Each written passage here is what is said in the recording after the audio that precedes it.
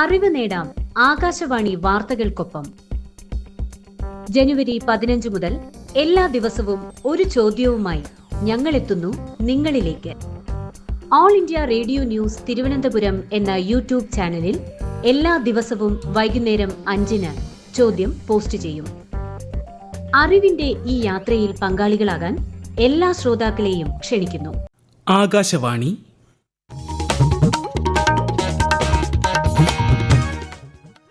നമസ്കാരം. പ്രാദേശിക വാർത്തകൾ വായിക്കുന്നത് അരവിന്ദ്.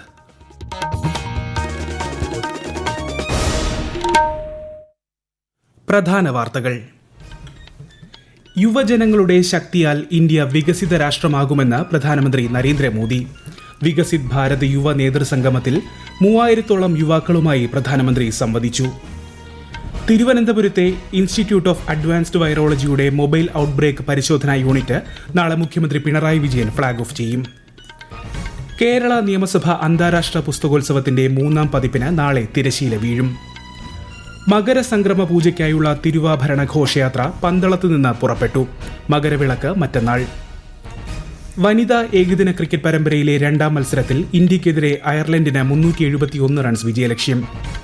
ISL ഫുട്ബോളിൽ ഇന്ന് മുംബൈ സിറ്റി ജംഷഡ്പൂർ പോരാട്ടം.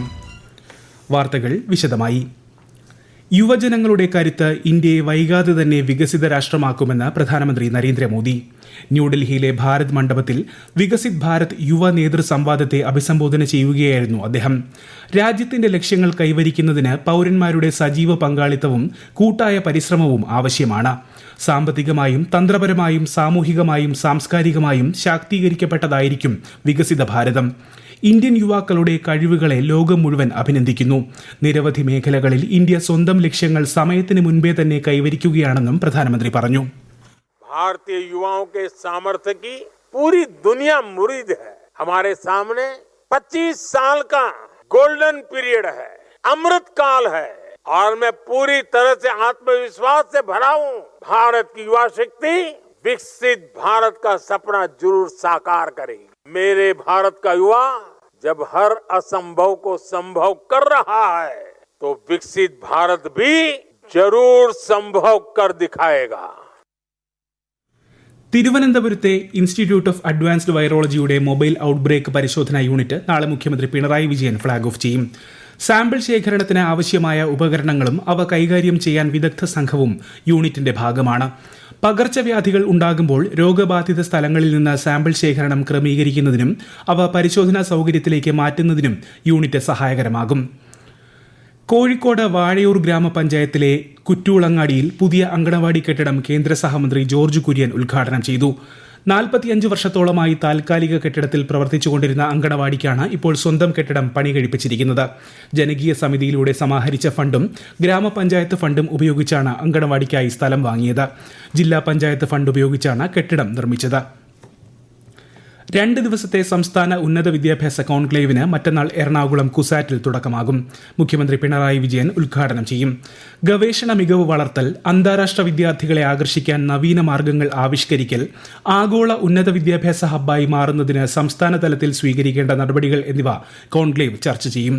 കോൺക്ലേവിന് മുന്നോടിയായി നാളെ എറണാകുളം രാജഗിരി കോളേജിൽ ശില്പശാല സംഘടിപ്പിക്കും. കേരള നിയമസഭ അന്താരാഷ്ട്ര പുസ്തകോത്സവത്തിന്റെ 3ാം പതിപ്പ് നാളെ തിരുവനന്തപുരത്ത് സമാപിക്കും. സമാപന സമ്മേളനം ചലച്ചിത്ര താരം പ്രകാശ് രാജ് ഉദ്ഘാടനം ചെയ്യും. ശ്രീലങ്കൻ സാഹിത്യകാരി വി പത്മസീലി ചടങ്ങിൽ മുഖ്യാതിഥിയാകും. സമാപന സമ്മേളനത്തിൽ നടൻ ഇന്ദ്രൻസിനെ ആദരിക്കും. 150-ലധികം ദേശീയ അന്തർദേശീയ പ്രസാധകർ പുസ്തകോത്സവത്തിന്റെ ഭാഗമായി. പാർലമെന്ററി കാര്യ ഇൻസ്റ്റിറ്റ്യൂട്ടിന്റെ നേതൃത്വത്തിൽ സംഘടിപ്പിക്കുന്ന മോഡൽ പാർലമെന്റും സംസ്ഥാനതല ബെസ്റ്റ് പാർലമെന്റേറിയൻ ക്യാമ്പും നാളെ ആരംഭിക്കും. തിരുവനന്തപുരത്ത് നടക്കുന്ന ക്യാമ്പിൽ സ്കൂളുകളിലും കോളേജുകളിലും നടത്തിയ മത്സരങ്ങളിലെ വിജയികൾ പങ്കെടുക്കും. പരിപാടിയുടെ ഭാഗമായി നടക്കുന്ന അനുമോദന സമ്മേളനം മന്ത്രി MB രാജേഷ് ഉദ്ഘാടനം ചെയ്യും. ക്യാമ്പ് 15-ന് വൈകിട്ട് സമാപിക്കും. തിരുവനന്തപുരം രാജ്യാന്തര വിമാനത്താവളത്തിലെ റൺവേയുടെ നവീകരണ പ്രവൃത്തികൾ നടക്കുന്നതിനാൽ മറ്റന്നാൾ മുതൽ പകൽ സമയം റൺവേ അടച്ചിടും. രാവിലെ 9 മുതൽ വൈകിട്ട് 6 വരെയാണ് റൺവേ അടച്ചിടുക. മാർച്ച് 29 വരെയാണ് റീകാർപ്പറ്റിംഗ് അടക്കമുള്ള നവീകരണം നടക്കുന്നത്. വിമാന സർവീസുകളുടെ പുതിയ സമയക്രമം അതത് വിമാന കമ്പനികളിൽ ലഭ്യമാകും. ഈ വാർത്തകൾ ആകാശവാണിയിൽ നിന്ന്. ആകാശവാണി വാർത്തകളും വാർത്താ അധിഷ്ഠിത പരിപാടികളും all India radio news Thiruvananthapuram YouTube ചാനലിലും all India radio news Thiruvananthapuram Facebook പേജിലും AIR _ തിരുവനന്തപുരം ഇൻസ്റ്റഗ്രാം അക്കൌണ്ടിലും @AIR News _ TVM X ഹാൻഡിലും ലഭ്യമാണ്. സംസ്ഥാന വ്യാപകമായി നാളെ പെട്രോൾ പമ്പുകൾ അടച്ചിടുമെന്ന് പെട്രോളിയം ഡീലേഴ്സ് അസോസിയേഷൻ. വിവിധ ഗോഡൌണുകളിൽ അനധികൃതമായി പെട്രോളിയം ഉൽപ്പന്നങ്ങൾ സൂക്ഷിക്കുന്ന സംഭവങ്ങളിൽ നടപടി ആവശ്യപ്പെട്ടും കോഴിക്കോട് HPCL ഓഫീസിൽ ചർച്ചയ്ക്കെത്തിയ അസോസിയേഷൻ നേതാക്കൾക്ക് മർദ്ദനമേറ്റതിൽ പ്രതിഷേധിച്ചുമാണ് സമരം. നാളെ രാവിലെ 6 മുതൽ ഉച്ചയ്ക്ക് 12 വരെയാണ് പമ്പുകൾ അടച്ചിടുക. മകരസംക്രമ പൂജയ്ക്കൊരുങ്ങി ശബരിമല. പന്തളം വലിയ കോയിക്കൽ ക്ഷേത്രത്തിൽ നിന്ന് പുറപ്പെട്ട തിരുവാഭരണ ഘോഷയാത്ര മകരവിളക്ക് ദിനമായ മറ്റന്നാൾ വൈകിട്ട് സന്നിധാനത്തെത്തും. വിശദാംശങ്ങളുമായി ആകാശവാണി പത്തനംതിട്ട ജില്ലാ പ്രതിനിധി Sreeji S. Sridhar.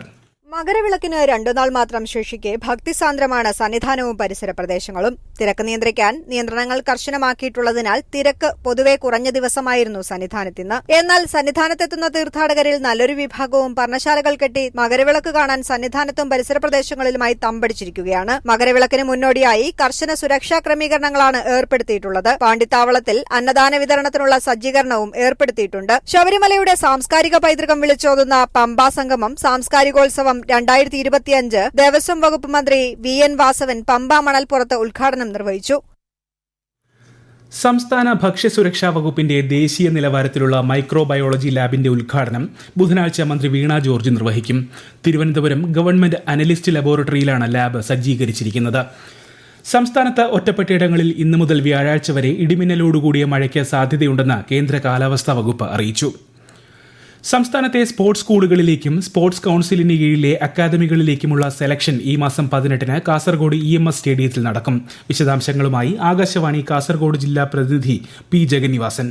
Thiruvananthapuram GV Raja sports school, Kannur sports school, Thrissur sports division എന്നിവിടങ്ങളിലേക്കും കേരള സ്റ്റേറ്റ് സ്പോർട്സ് കൌൺസിലിന്റെ കീഴിൽ പ്രവർത്തിക്കുന്ന സ്പോർട്സ് ഹോസ്റ്റലുകൾ, സ്കൂൾ അക്കാദമികൾ എന്നിവിടങ്ങളിലേക്കുമുള്ള 2025-26 അധ്യയന വർഷത്തെ ആദ്യഘട്ട സെലക്ഷനാണ് നടക്കുന്നത്. 6, 7, 8 +1 ക്ലാസുകളിലേക്ക് നേരിട്ടും 9, 10 ക്ലാസുകളിലേക്ക് ഒഴിവുള്ള സീറ്റുകളിലേക്ക് ലാറ്ററൽ എൻട്രിയിലൂടെയും ആയിരിക്കും selection. Basketball, boxing, hockey, judo, volleyball, wrestling എന്നീ കായിക ഇനങ്ങളിലേക്ക് ആൺകുട്ടികൾക്കും പെൺകുട്ടികൾക്കും, ഫുട്ബോളിലും തൈക്കൊണ്ടോയിലും പെൺകുട്ടികൾക്ക് മാത്രവുമാണ് സെലക്ഷൻ.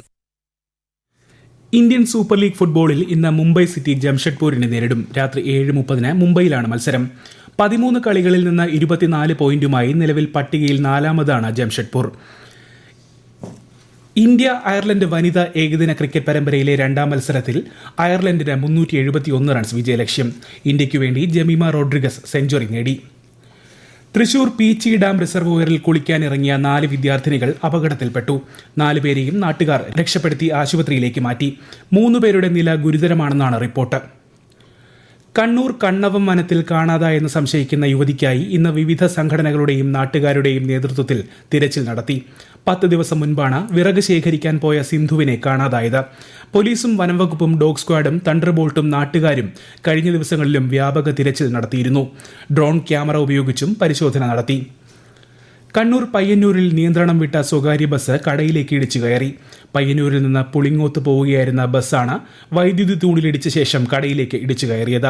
സംഭവത്തിൽ നിരവധി യാത്രക്കാർക്ക് പരിക്കേറ്റു. CPIM ആലപ്പുഴ ജില്ലാ സെക്രട്ടറിയായി R. നാസർ വീണ്ടും തിരഞ്ഞെടുക്കപ്പെട്ടു.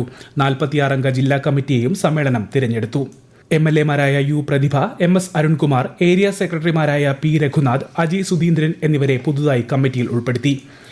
LDF-ന്റെയും UDF-ന്റെയും പ്രധാന നേതാക്കൾ കാലാകാലങ്ങളായി CMR-ൽ നിന്നും കോടിക്കണക്കിന് രൂപ മാസപ്പടി വാങ്ങുന്നുണ്ടെന്ന് BJP സംസ്ഥാന അധ്യക്ഷൻ K. സുരേന്ദ്രൻ കുറ്റപ്പെടുത്തി. കോഴിക്കോട് ബാലുശ്ശേരിയിൽ മാധ്യമപ്രവർത്തകരോട് സംസാരിക്കുകയായിരുന്നു അദ്ദേഹം. പ്രധാന വാർത്തകൾ വീണ്ടും. യുവജനങ്ങളുടെ ശക്തിയാൽ ഇന്ത്യ വികസിത രാഷ്ട്രമാകുമെന്ന് പ്രധാനമന്ത്രി നരേന്ദ്രമോദി. വികസിത് ഭാരത് യുവ നേതൃസംഗമത്തിൽ 3000-ഓളം യുവാക്കളുമായി പ്രധാനമന്ത്രി സംവദിച്ചു. തിരുവനന്തപുരത്തെ ഇൻസ്റ്റിറ്റ്യൂട്ട് ഓഫ് അഡ്വാൻസ്ഡ് വൈറോളജിയുടെ മൊബൈൽ ഔട്ട്ബ്രേക്ക് പരിശോധനാ യൂണിറ്റ് നാളെ മുഖ്യമന്ത്രി പിണറായി വിജയൻ ഫ്ളാഗ് ഓഫ് ചെയ്യും. കേരള നിയമസഭ അന്താരാഷ്ട്ര പുസ്തകോത്സവത്തിന്റെ 3ാം പതിപ്പിന് നാളെ തിരശ്ശീല വീഴും. മകരസംക്രമ പൂജയ്ക്കായുള്ള തിരുവാഭരണ ഘോഷയാത്ര പന്തളത്ത് നിന്ന് പുറപ്പെട്ടു. മകരവിളക്ക് മറ്റന്നാൾ. വനിതാ ഏകദിന ക്രിക്കറ്റ് പരമ്പരയിലെ 2ാം മത്സരത്തിൽ ഇന്ത്യക്കെതിരെ അയർലൻഡിന് 371 റൺസ് വിജയലക്ഷ്യം. ISL ഫുട്ബോളിൽ ഇന്ന് മുംബൈ സിറ്റി ജംഷഡ്പൂർ പോരാട്ടം. പ്രാദേശിക വാർത്തകൾ കഴിഞ്ഞു. അടുത്ത വാർത്താ പ്രക്ഷേപണം രാത്രി 7:25.